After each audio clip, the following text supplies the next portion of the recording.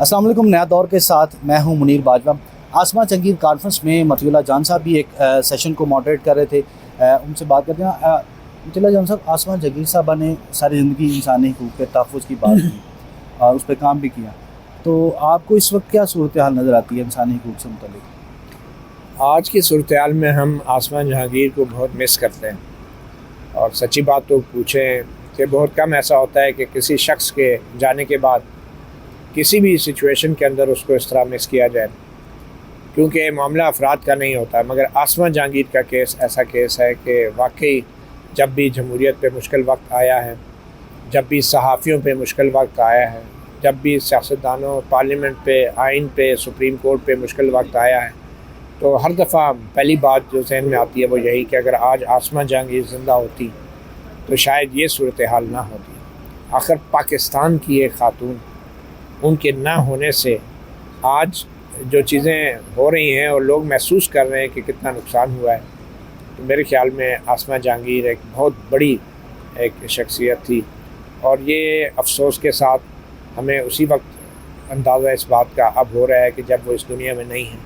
ان کی زندگی میں ہم لوگ روز ان سے ملتے تھے، ملاقات کرتے تھے، بطور صحافی میری سپریم کورٹ میں ان سے روز ملاقات ہوتی تھی۔ وہ ایک بہت بڑی انسپریشن تھی، اور صحافی آپ کو پتہ ہے بہت کم کسی سے انسپائر ہوتے ہیں یا انفلوئنس ہوتے ہیں، مگر وہ ایک ایسی پرسنالٹی تھی کہ کیونکہ وہ اصولوں پہ بات کرتی تھی، اصولوں پہ کھڑی رہتی تھی، تو ہم جیسے صحافیوں کے لیے بھی ان سے کبھی کبھی سوال کرنا مشکل ہو جاتا تھا۔ تو ایک تو ہوتا ہے نا سوال مشکل، ایک ہوتا ہے سوال کرنا مشکل ہو جائے، تو آسما جہانگیر جو نا مشکل ہو جائے تو آسما جہانگیر جو ہے وہ کبھی کبھی صحافیوں کے لیے ایسی سچویشن ضرور پیدا کر دیتی تھی، کیونکہ ان کی کہی ہوئی کسی بات سے کسی بھی اصولی اور پروفیشنل صحافی کو اختلاف کرنا مشکل ہوتا تھا، اور انہوں نے ہمیشہ آئین اور پارلیمنٹ اور قانون کی بالادستی کی باتیں کی ہیں۔ اب ان کے الفاظ زندہ ہیں، اور ان کی جو کنٹریبیوشن ہے وہ ان کی اس دنیا سے جانے کے بعد بھی جاری ہے، اور یہ ایک ان کا میں سمجھتا ہوں صدقہ جاری ہے، یہ جو آسما جہانگیر کانفرنس ہے ان لوگوں کے لیے کہ جن کی آواز وہ اپنی زندگی میں بنتی رہی ہیں، اور آج بھی ان لوگوں کی آواز آسما جہانگیر کانفرنس میں سنائی دیتی ہے۔ مطیع اللہ جان صاحب، ایسا کیا کیا جانا چاہیے؟ آپ کس چیز کی ضرورت ہے کہ جس سے یہ احساس ہو کہ انسانی بنیادی حقوق کا تحفظ جو وہ کیا جا رہا ہے؟ دیکھیں، سب سے پہلے تو یہ ذمہ داری منتخب حکومت کی ہوتی ہے، جو صحیح معنوں میں منتخب حکومت ہو۔ اس کے بعد معاشرے کی بھی ذمہ داری ہے، جس میں سول سوسائٹی ہے، جس کے اندر ہمارے تعلیمی ادارے ہیں، اساتذہ کرام ہیں، جس کے اندر ہمارے وکلاء ہیں، میڈیا ہے، صحافتی برادری ہے، ان کو آواز بلند کرتے رہنا چاہیے۔ اور میرے خیال میں جب یہ آوازیں آنا بند ہو گئی تو پھر ایک مایوسی ہوگی ملک میں، بڑے سے بڑی مشکل ہو، بڑے سے بڑا چیلنج ہو، ملک جتنی بھی مشکل صورتحال کا سامنا کر رہا ہو،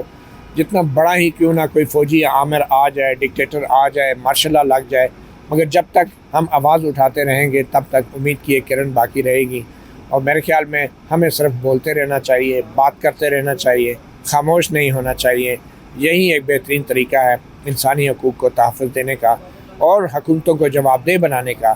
میرے خیال میں جو وکلاء ہیں ان کو عدالتوں کے اندر انسانی حقوق کا تحفظ کرنا چاہیے، جو حکومتیں ہیں ان کو اپنے پولیس کے اداروں اور خفیہ اداروں کو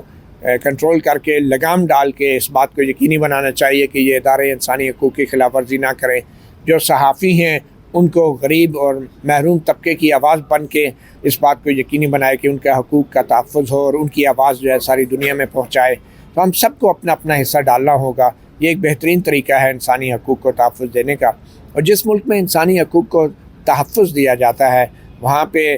بڑے سے بڑا مارشل لا یا فوجی آمر بھی اگر آ جائے تو وہ ناکام ہوتا ہے۔ کوئی ادارے اس میں انسانی حقوق کو تحفظ دینے کے لیے ریاست کے کوئی ادارے اپنا کردار ادا کر سکتے ہیں؟ دیکھیں، ریاست کے 3 ادارے ہیں آئین کے تحت، پارلیمان ہے، ایگزیکٹو ہے حکومت، اور عدلیہ ہے، اور ان کے علاوہ تمام جو ہے ماتحت محکمے ہیں یا ڈپارٹمنٹ ہیں بشمول فوج کے۔ میں سمجھتا ہوں کہ ہماری جو حکومتیں ہیں ان کو اس حوالے سے اسٹینڈ لینا چاہیے۔ یہ جو ڈمی قسم کی انسانی حقوق کی وزارتیں کھولی ہوئی ہیں ان کو فعال کرنا چاہیے۔ یہ جو ڈمی قسم کی وزارت دفاع ہیں اس کو باقاعدہ وزارت دفاع کا کردار ادا کرنا چاہیے، جو کہ ایک جمہوری اور آئینی ملک میں ہوتا ہے۔ اور یہ جو ڈمی قسم کی وزارت قانون ہے اس کو باقاعدہ ایسی قانون سازی کرنی چاہیے کہ جس سے انسانی حقوق کو تحفظ ملے. صحافیوں کو بھی اس حوالے سے اسٹینڈ لینا چاہیے, اور سب سے بڑھ کے یہ کہ عدلیہ جو ایک آخری, میں سمجھتا ہوں انصاف کے معاملے میں یہ ایک آخری حد ہے, ایک آخری بارڈر ہے کہ اگر یہاں بھی اگر عوام کو کسی ملک کے انصاف نہ ملے تو وہ پھر وہ بارڈر کراس کر جاتے ہیں, داری کے اوپر بھی